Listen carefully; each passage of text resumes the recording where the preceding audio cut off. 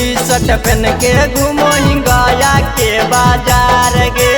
Jeans T shirt पहन के घूमो ही पटना के बाजार। तू तो हाथी बेशरम तोरा लगो नहीं शरम। तू तो हाथी बेशरम तोरा लगो नहीं शरम। जींस टी शर्ट पहन के घूमो ही गया के बाजार गे। जींस टी शर्ट पहन के घूमो ही पटना के बाजार गे। जींस टी शर्ट पहन के घूमो ही पटना के बाजार गे। गया के बाजार गे। जींस टी शर्ट पहन के घूमो ही पटना के बाजार गे। देखियन के लाई कनमा रोहक आँख गे।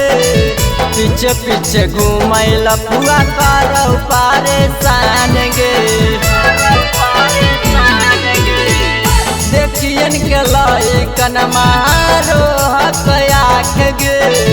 पीछे पीछे घूमो लफुआ करो परेशान गे।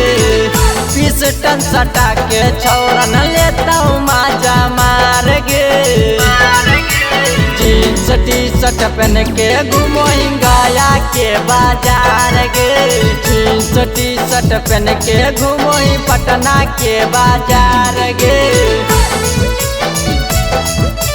जींस टी शर्ट पहन के घूमो ही पटना के बाजार गे।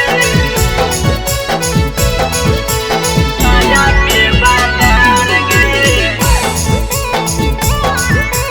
जींस टी शर्ट पहन के घूमो ही पटना के बाजार गे। राइटर धनराज के मनलू न बात गे।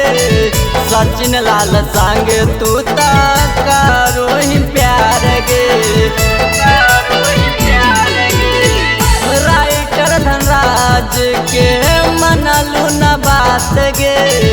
सचिन लाल संग तू तो करो ही प्यार गे। कुछ न करतो पर शासन पुलिस गे। जींस टी शर्ट पहन के घूमो ही गया के बाजार गे। जींस टी शर्ट पहन के घूमो ही पटना के बाजार गे।